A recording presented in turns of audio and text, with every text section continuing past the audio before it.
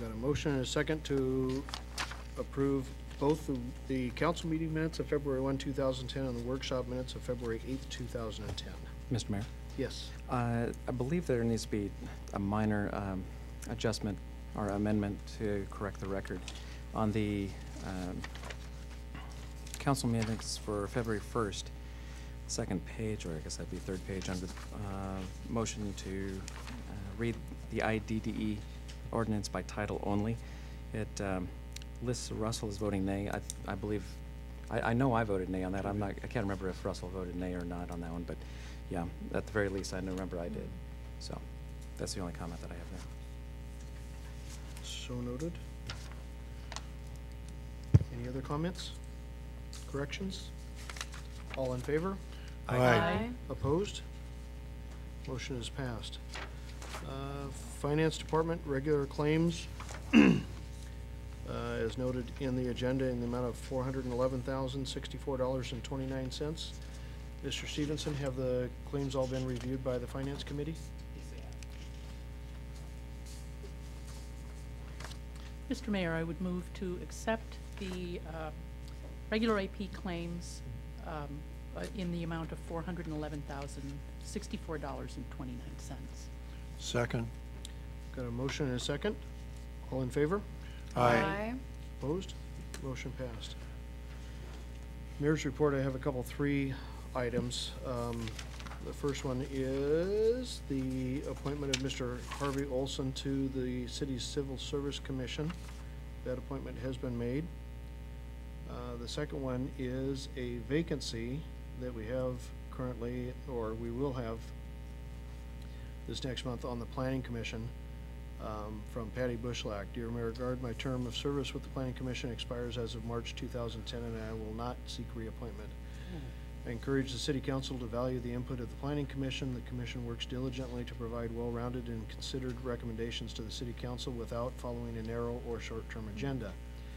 My time on the Planning Commission has been a rewarding and enlightening experience. I hope that my participation has helped to serve the public in the thoughtful growth of our city. Sincerely, Patty Bushlack.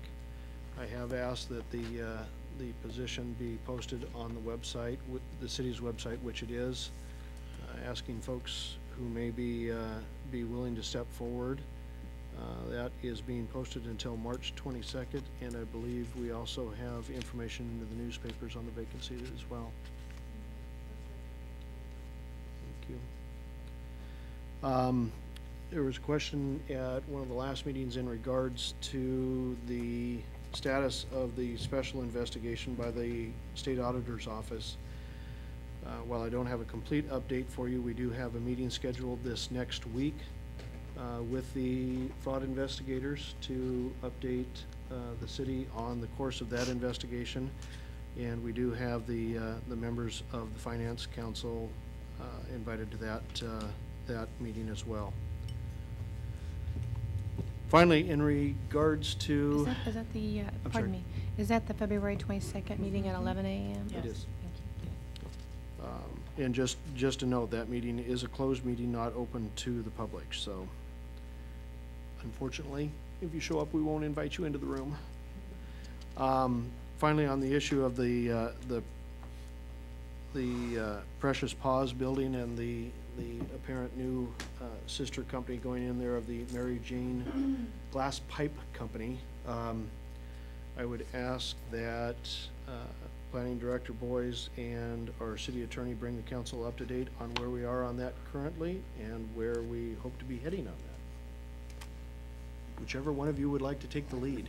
Go first, because I don't have a whole lot to say. I just became aware of the situation this morning, and we're going to be looking into it. I don't have anything to report at this point. There is related to code enforcement, there is a sign violation because they have banner signs at the location for not only the business but also some special kind of dog food. And they do not have permits for those signs, nor even if they applied would they get permission, because we do not allow banner signs except for a grand opening. It says grand opening and it's limited to a certain amount of time. I did make a visit there today as a courtesy, so that it would not be to give them an opportunity to take the banners down, so that it would not turn into a code enforcement issue. The response was no, they will not take them down. So, beginning tomorrow, Chief Mitchell, who now is over code enforcement, will be talking to the code enforcement officer and going with that direction.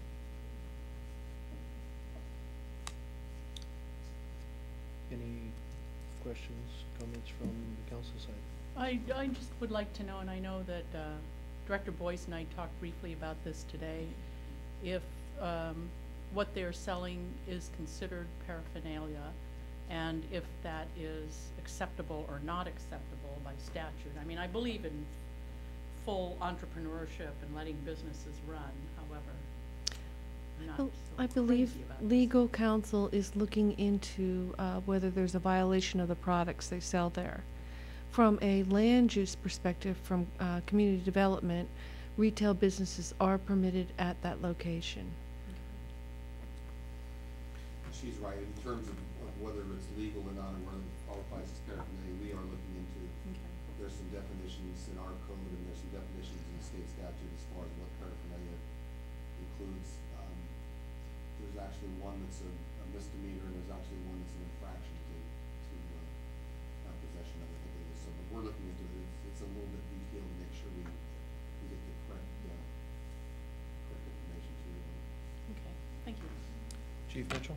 Just to add to that, I placed a call with the prosecuting attorney's office to get some information from them. It would appear just in its present state, just to have the pipes and to sell them as such.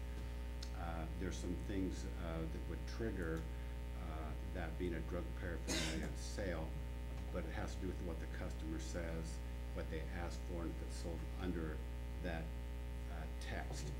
But to simply have the pipes there to walk and say, I want to buy that glass pipe, doesn't violate the paraphernalia laws. So I'm trying to get some more information from the prosecutor's office, and Don and I spoke earlier today, so we are working on it. But the Washington Constitution does allow them to sell the glass pipes as they are, provided certain terminology does not come up. Councilman Just a Shoemaker? comment, in passing by the store every day this week, I've seen young kids coming out of there with their skateboards. And it didn't look to me like they were buying dog food because they didn't have any with them. So I'm concerned about the influence that we're allowing in our community on our youth. And I appreciate everybody's efforts to do something about it. I know how difficult it is. And Mr. Mayor, with regards to this issue, I was not aware that I had not passed by the location this week, so I wasn't aware of this issue until tonight.